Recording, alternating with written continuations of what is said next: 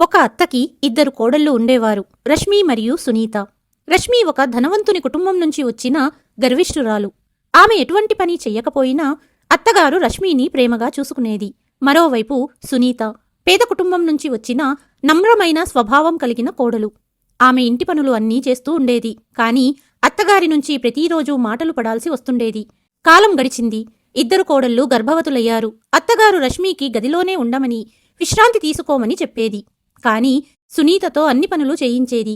శ్రీమంతం రోజున ఆశీర్వదిస్తున్న అత్తగారిని ఆపి రష్మి ఇలా అనింది: మీరు విధవరాలు, మీ ఆశీర్వాదం నా బిడ్డకు అశుభకరం, అది కూడా మీకు తెలీదా అని అందరి ముందు అవమానించింది. అత్తగారు కన్నీళ్లతో నిశ్శబ్దంగా తల వంచుకొని వెళ్ళిపోబోతుండగా పక్కనే ఉన్న సునీత అత్తగారిని ఆపి శాంతమైన స్వరంలో ఇలా అన్నది: అత్తయ్య, మీరు ఇంటికి పెద్దవారు. మీ ఆశీర్వాదం వలన నాకు, నా పుట్టబోయే బిడ్డకు శుభం జరుగుతుంది. నన్ను ఆశీర్వదించండి అనింది. ఈ మాటలు విని అత్తగారి కళ్ళల్లో కన్నీళ్లు వచ్చాయి. ఆమె దుఃఖంతో ఇలా అన్నది: రష్మి, నేను సొంత కూతురు కంటే ఎక్కువ ప్రేమను నీకు ఇచ్చాను, కాని నా ఆశీర్వాదం వల్ల నీ బిడ్డకు హాని జరుగుతుందంటున్నావు. వెంటనే సునీత వైపు చూసి మనస్ఫూర్తిగా క్షమాపణ కోరింది. అప్పుడు చిరునవ్వుతో, అత్తయ్య, క్షమాపణ అవసరం లేదు, కేవలం మీ ఆశీర్వాదం ఇవ్వండి అనింది సునీత. అత్తగారు సునీత నుదిటిపై ముద్దాడింది. పెద్దల ఆశీర్వాదం ఎప్పుడూ శుభకరం.